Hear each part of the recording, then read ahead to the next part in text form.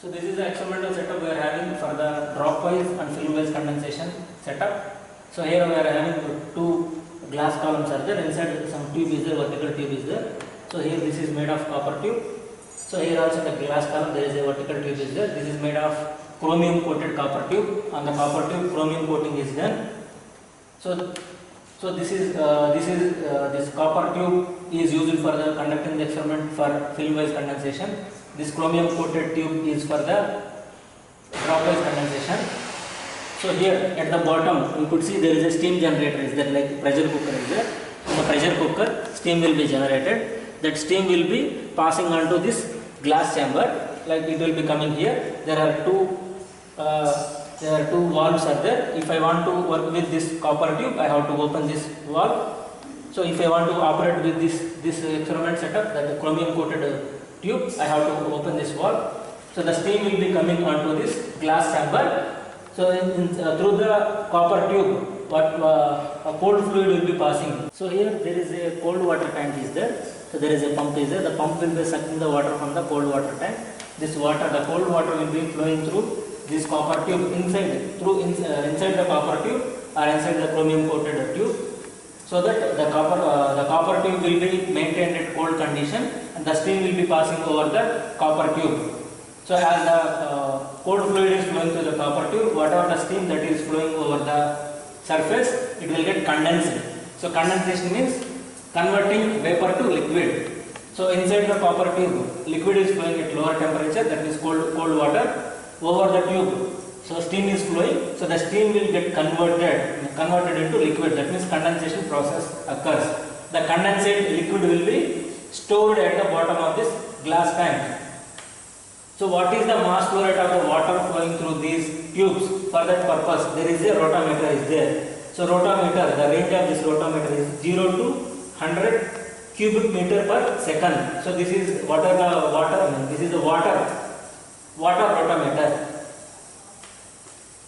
So there are different thermocouples are located on this copper tube as well as the chromium coated tube to measure the temperature at different conditions.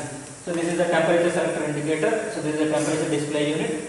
So here this is the switch on the steam generator. This is the pump for sucking the water. So these are the two valves that are used to ensure that the steam is flowing through the required cylinder. So if you come here, this is the steam generator.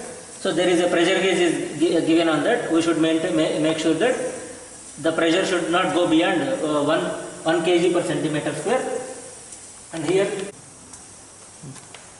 so here we are conducting the experiment to estimate the heat transfer coefficient of dropwise condensation and film-wise condensation. First, let us see what is meant by dropwise condensation and what is meant by film-wise condensation.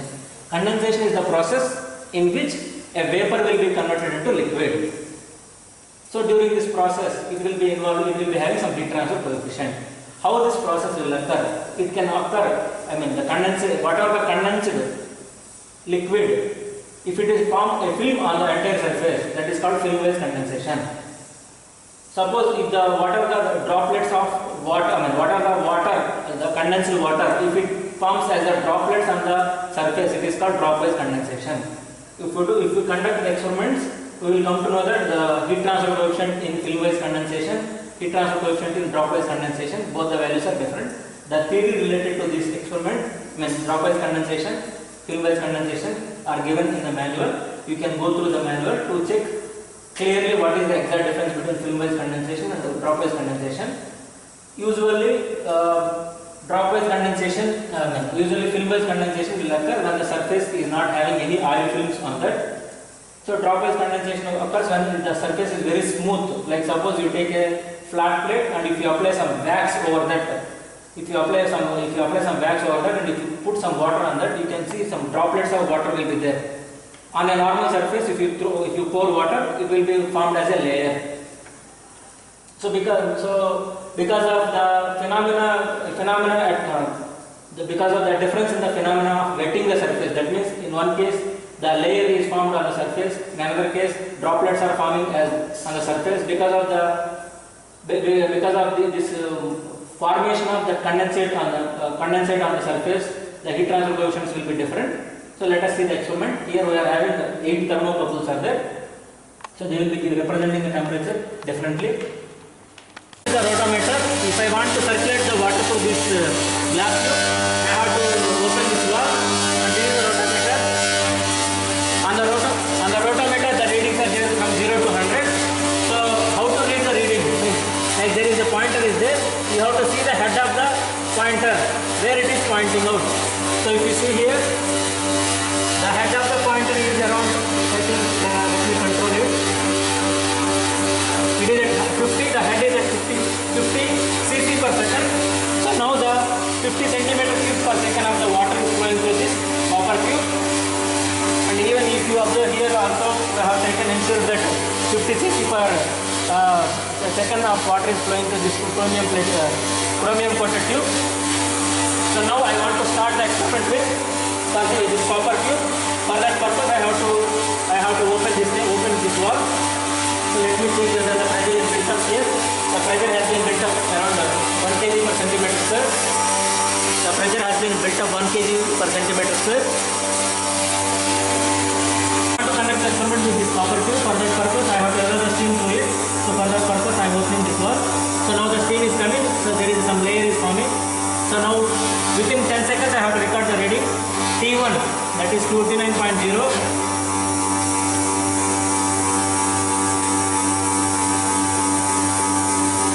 So it is coming around T2 69.5, T3 90.2,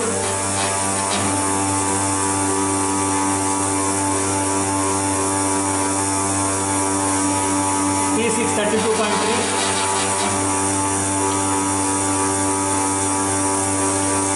T8 28. So for conducting the experiment in this copper tube, we have to take T1, T2, T3, T6, T8 readings only. So there is some layer of water is forming on this thing. So now let me close it.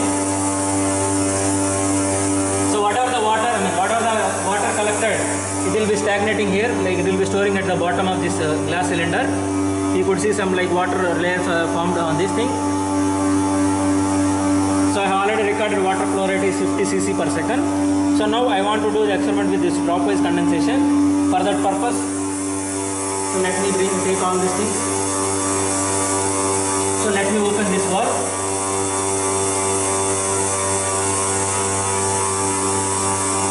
So now I am taking the reading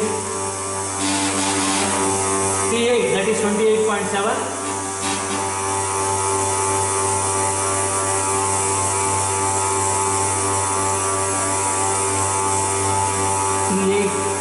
T8 is 100.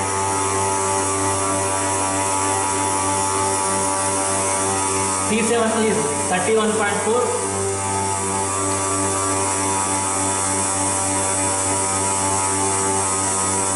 T5 is 88.6.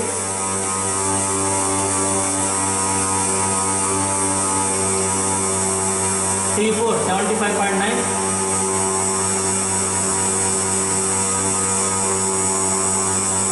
T1 29.3. You can see here there are some droplets are forming on the surface. So droplets are forming on the surface. This is the droplet condensation. So the droplet condensation will not survive for long time. So if some time is over, then it will be completely converted into film wise condensation only. So just we can hold the dropwise condensation for certain point of time only. So now I am closing. I have taken all the readings.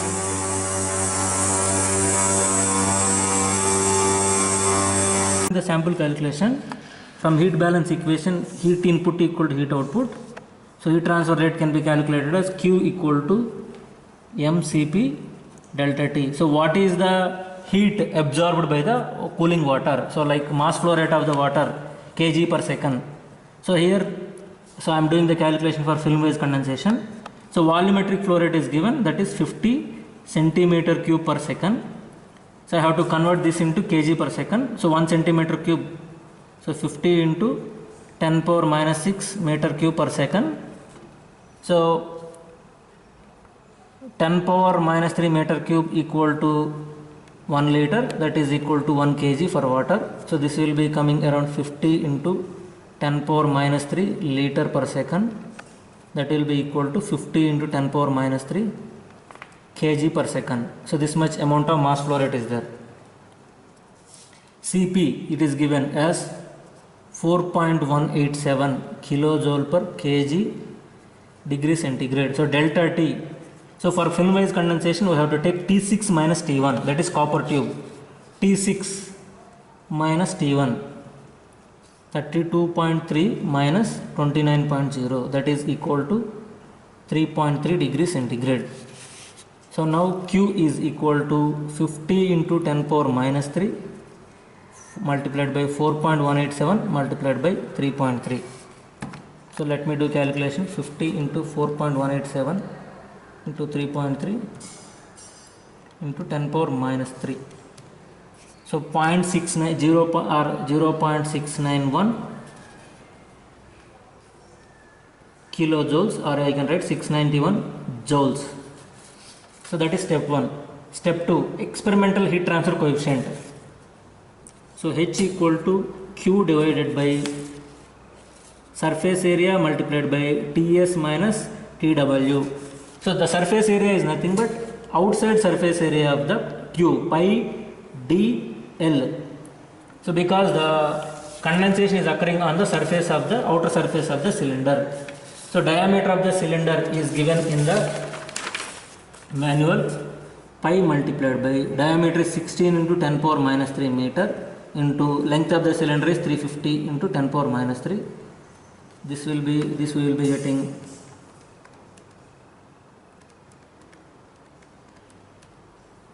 so this will be equal to 17.6 into 10 power minus 3 meter square. So let me check again.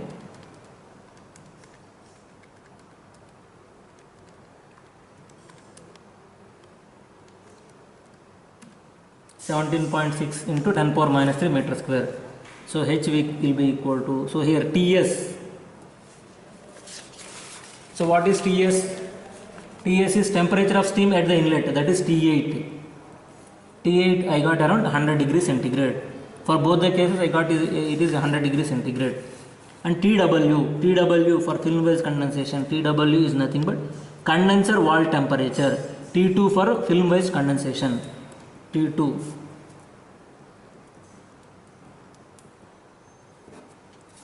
So T2 I got it as 69.5. So now H is equal to Q I got it as 691 joule divided by surface area 17.6 into 10 power minus 3 multiplied by Ts minus Tw. Ts is 100 minus Tw is 69.5. So if I do the calculation I will be getting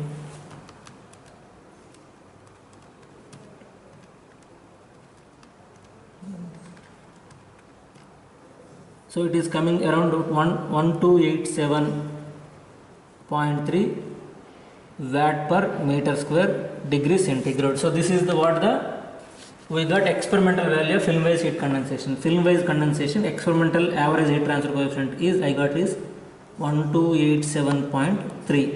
The similar procedure we can adopt for estimating the drop wise condensation. So based on the T1, T4, T5, T7, T8 values, we can check the correct formula and we can proceed further. So for film wise condensation, we are having theoretical calculation method is also there, where some empirical correlations are available. For drop wise, there are no empirical correlation. So for film wise theoretical, how to get the heat transfer coefficient is H equal to film wise theoretical. H is given as 0.943 multiplied by HFG rho square G K power 3 divided by Ts minus Tw mu L power 1/4. So here HF is the HFG, latent heat of steam at Ts. HFG at Ts, that is 100 degrees centigrade. From the data book, let me check. Latent heat of steam. So latent heat of water at 100 degrees centigrade, it is 2256.9. 2256.9. So here it is given as kilojoule per kg. I have to take kilojoule per kg. While doing calculation also I have to take So rho, density of the water, K, thermal conductivity of the water, G, that is 9.81, mu, viscosity of water. So Ts minus Tw, Ts I already know, Ts is 100 degrees centigrade, Tw sometime back we have calculated, that is 69.5, mu, viscosity of water, L is the length of the tube. Length of the tube is given as 350 mm, that is equal to 0.35 meter. So above values are taken to be at mean temperature. So mean temperature, that means rho, K, mu, those things I have to estimate at mean temperature. So Tm equal to half Ts plus Tw, that is half Ts is 100 plus 69.5. So this will be coming around 84.75, that is 85 degrees centigrade.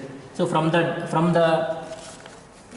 data book we have to find out what are the properties at 85 degrees centigrade. So I got T mean temperature as 85 degrees centigrade. From the data book the data is available at 80 and 100. So I have recorded those things: density, thermal conductivity, viscosity at 80 degrees and 100 degrees centigrade. I did interpolation. I got these values: 970.75, 0.6716, 335.75 into 10 power minus 6. So let me substitute those values to get the theoretical value: 0.943 multiplied by HFG 2256.9. So in the formula itself it is asked to take kilojoule per kg only. So density is 970.75 whole square, G is 9.81, thermal conductivity is 0.6716 power 3 divided by Ts minus Tw, 100 minus Tw is equal to 69.5, mu is 335.75 into 10 power minus 6 into L is 0.35 whole power 1/4. So let me calculate it. So I got the value is around 1086.7 watt per meter square degrees centigrade. So this is theoretical average is 1086.7 watt per meter square degree centigrade. So for a drop wise condensation we have to do the experimental value only. So here the difference here is even Q equal to mCp delta T. So in place of delta T we have to take T7 minus T1. So T7 I have to take from the table. So this is drop wise condensation table. And TS is same. TW, so here TW for film wise I have to take T2, for drop wise I have to take T4. So if you do this simple calculation we will be getting the heat transfer coefficient for drop wise experimental value. We have to report that value here. Based on the calculate the experimental heat transfer coefficient for drop wise condensation also we have to report the result here. We have to compare the experimental value for film wise condensation and drop wise condensation. Based on your observation you have to write the discussion, and whether experimental value and theoretical value are matching or not also you have to report. That's it.